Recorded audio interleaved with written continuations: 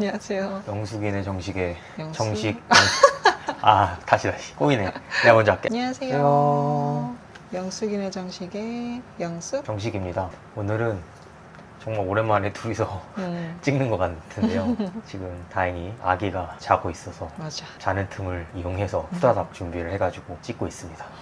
원래는 제가 이제 개인적인 생각으로 한 100일 정도 육아를 한 뒤에 남편이 아내가 임신했을 때, 그리고 출산할 때, 그리고 그 후에 어떻게 하면 좋을지에 대한 주제를 가지고 영상을 찍어보려고 했는데, 이게 생각보다 육아를 하면서 영상을 찍는 게 쉬운 일이 아니더라고요. 쉬운 일이 아니에요. 네, 그래가지고 이게 지금 거의 200일, 지금 8개월 가까이 돼가는데 지금 200일이 지나서 영상을 찍게 되었습니다. 이 초콜릿은 누구한테 받은 건가요?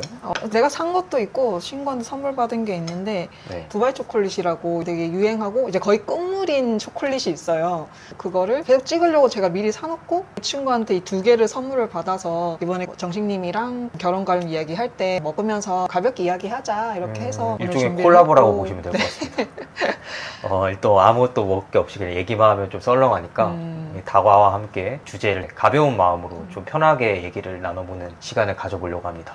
약간 ASMR도 들어가면 좋을 것 같고, 안에 카다이프 씹는 소리가 굉장히 좋다고 유명한 초콜릿이어가지고 그런 것도 살짝 보여드리는 시간을 가져볼게요. 네, 일단은 먼저 한 모금 하고 시작할까요? 술은 아니지만.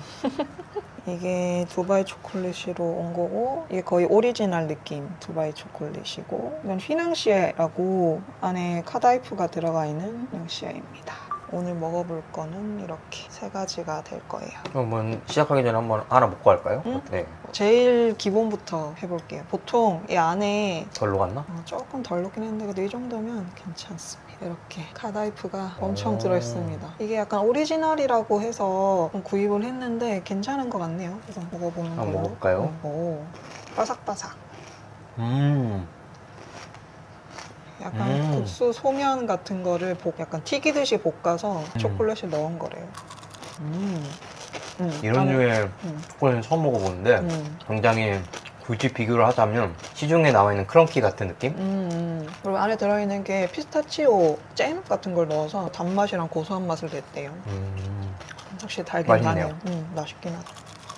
손으로 먹으니까 묻어서 물티슈를 하나씩 꺼내야 될 것 같아요. 그리고 이게 친구가 선물해준 두바이 초콜릿입니다. 오, 와, 제대로다. 원래 이 느낌이거든. 단면이 저희가 보통 생각하는 초콜릿이랑은 좀 뭔가 더 들어가 있는 느낌. 이런 쫀득쫀득한 느낌이 나야 된다고 했었거든요. 이건 좀 더 바삭바삭하긴 한데 이게 조금 더 두바이 초콜릿에 가까운 것 같아요. 이게 리얼이네. 모양은 이게 좀 더 오리지널 같았는데 진짜 고소하고 쫀득쫀득해요. 피스타치오 향도 엄청 많이 나고 ASMR 이렇게 많이 하더라고요.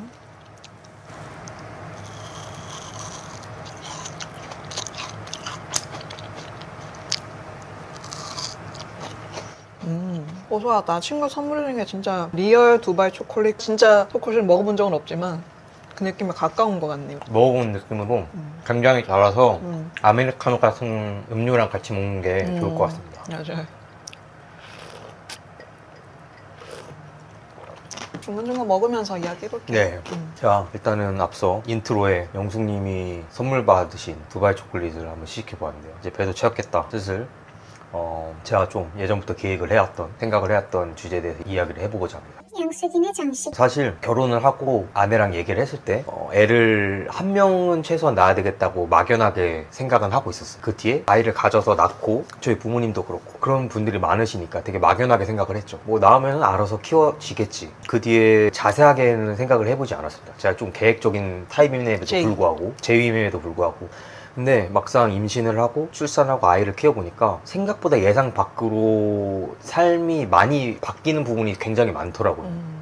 물론 임신을 하고 출산하는 과정에서 아이가 나오기 전에는 배에 이제 10달 동안 품고 있잖아요. 입덧이 좀 심한 편이었는데 네, 거의 뭐 막달까지 입덧을 한 케이스여서 옆에서 이제 좀 굉장히 좀 안타까웠는데, 힘들어하는 모습 보는 게 쉽지 않더라고요. 물론 본인이 제일 힘들겠지만 그럼에도 불구하고 임신과 출산 기간에는 남편이 해줄 수 있는 역할이 크게 있진 않는 것 같아요. 그게 가장 좀 딜레마인 것 같고, 뭔가를 힘들어하는 모습을 보면 뭔가를 되게 해주고 싶은데, 그렇다고 이 고통을 제가 이렇게 가져올 수 있는 것도 아니고 그냥 해줄 수 있는 것? 사람이 아프면 예민해지잖아요. 그러니까 신경을 건드리지 않는 거.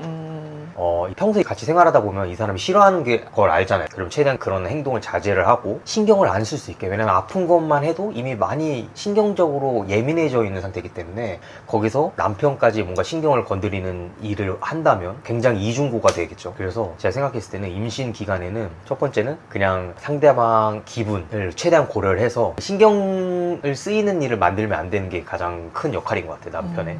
두 번째는 뭔가 필요하다고 하는 게 있으면 그게 진짜 무리한 게 아니면 즉각 반영을 해서 뭐 먹고 싶은 거라든지 필요하다는 거.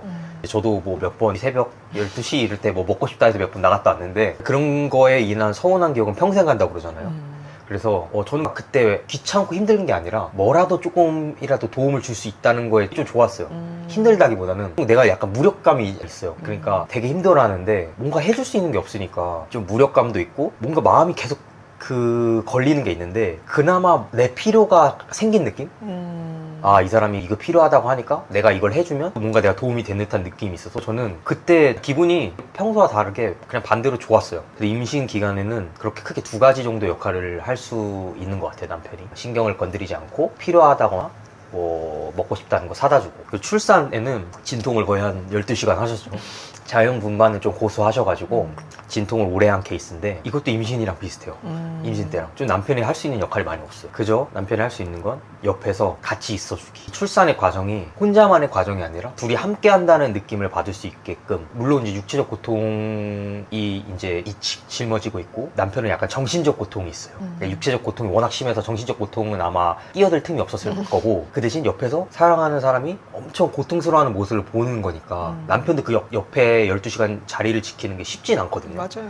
잠도 못 자. 그럼에도 불구하고 옆에서 손을 잡아주면서 응원을 해주면 출산을 하는 과정이 내가 혼자서 겪어야 되는 과정이 아니라 그래도 우리 둘이 같이 가고 있구나라는 느낌을 주게끔 그렇게 했던 것 같아요. 제가 잠에 굉장히 취약해요. 제가 잠이 많은 타입인데 불구하고 진짜 막 약간 혀를 깨무는 고통을 이겨가면서. 맞아요. 그래서 제가 차에 갔을 때 자라고 했거든요. 근데 네. 안 가고 그냥 아니 저렇게 계속 옆에 지켜주는 거예요. 있으려고 노력을 했어요. 왜냐면 되게 외로울 것 같은 거예요. 혼자 그 육체적인 고통이 있는 와중에서 남편까지 안 보이면 너무 외롭고 또 고통스럽고 이게 너무 힘들 것 같은 거예요. 그래가지고 출산의 고통에 비하면 옆에서 그렇게 손 잡아주고 응원해주고 같이 정신적 고통을 나누는 게 얼마나 거기에 비하면 세 발의 피냐 이런 느낌으로 좀 버텼던 것 같아요.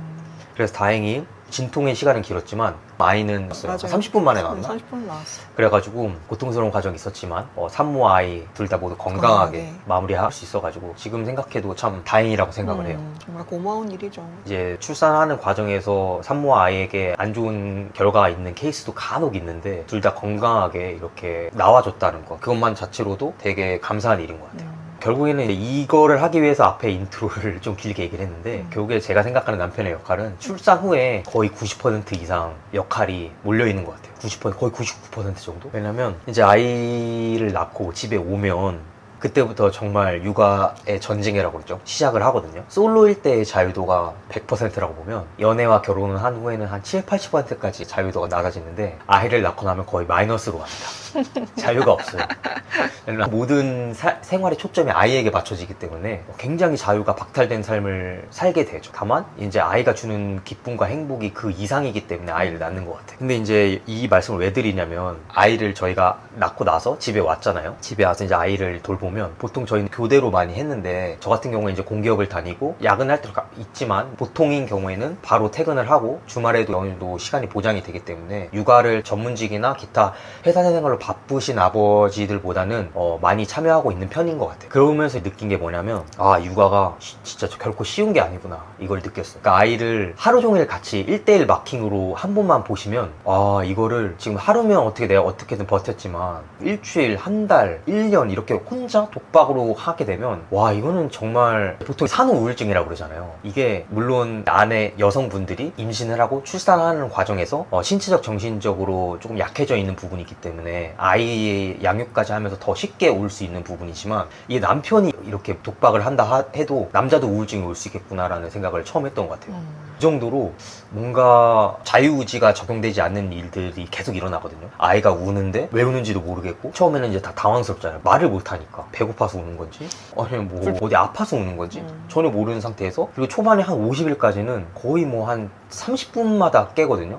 재우면은 한 10분 자고 깨고 뭐 이러니까, 그리고 계속 울어요. 그러니까 약간 멘탈이 나간다고 해야 되나, 속단 말로. 약간 내 자식이지만 정말 미워 보일 정도로 그렇게 힘들어요. 물론 아내가 아이를 낳고 하면 밖에서 경제적인 활동을 하잖아요. 그럼에도 불구하고 이걸 딱 이분법적으로 나는 경제활동을 하니까 너는 가사 육아에 전담해, 이런 느낌보다는 경제활동을 한 와중에도 내가 틈틈이 육아에 해서 조금 아내에게 쉬는 시간을 줘야 되겠다라는 마인드를 가지는 게 중요한 것 같아요. 그러니까 이게 사람이 12시간 풀로 육아를 하면은 고통이 만약에 100이라고 하잖아요. 근데 내가 중간에 한 2시간만 애를 봐주고 아내가 2시간만 쉬는 시간을 가져도 고통이 한 1, 2 주는 게 아니라 거의 절반 이상 줄어요. 제 체감상. 저도 하루 종일 육아를 해보고 아내 일주일에 한 번씩 친구들이랑 놀러 나가라고 자유시간을 줘요. 하루는 제가 육아를 전담을 하고, 그렇게 하루를 해보면 하루 종일 애를 봤을 때와 아내와 교대로 애를 봤을 때와의 그 힘듦의 차이는 절반이 아니라 10분의 1밖에 안 돼요. 거의 그 정도로 차이가 많이 나요. 이 말씀을 왜 드리냐면, 남편이 시간을 조금이라도 나도 이제 직장생활 하느라 힘든 건 알아요. 힘든 건 아는데 그럼에도 불구하고 사랑하는 사람이 굉장히 힘든 시간을 이겨내가고 있으니까 조금이나마 내가 육아를 분담을 해주면 훨씬 숨통이 트인다, 이 말씀을 드리고 싶어요. 가장 궁극적으로는 이 시기에 부부에 대한 신뢰가 저는 결정된다고 보거든요.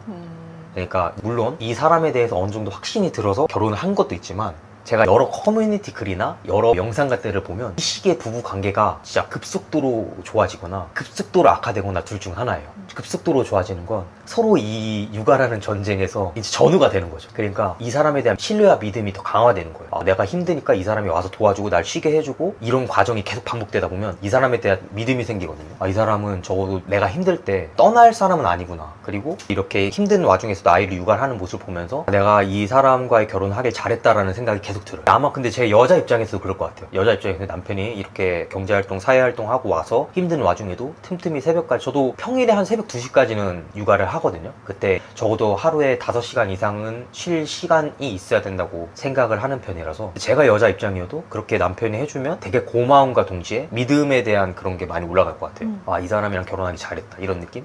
든든하죠. 네, 반대로 남편 입장에서도 아내가 힘든 와중에 육아나 가사 활동을 열심히 해주면 내가 빨리 퇴근하고 좀 도와주러 가야 되겠다, 빨리 내가 조금이라도 힘이 돼주러 가야 되겠다, 이런 생각이 계속 들어요.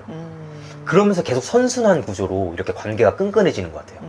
근데 반대로 이런 케이스가 있잖아. 요즘에는 이런 케이스가 많지는 않은데, 나는 경제활동을 하니까 너가 육아랑 가사는 다 해라. 아, 내가 돈 벌었는데 내가 육아까지 해야 되냐, 이런 마인드이신 분이 저희 부모님 세대는 좀 많았던 것 같은데, 그쵸, 그때는 옛날에는 솔직히 뭐 말하면 그랬으니까. 토요일까지 출근을 하고 사회생활이 지금보다 더 타이트하고 힘들었어요.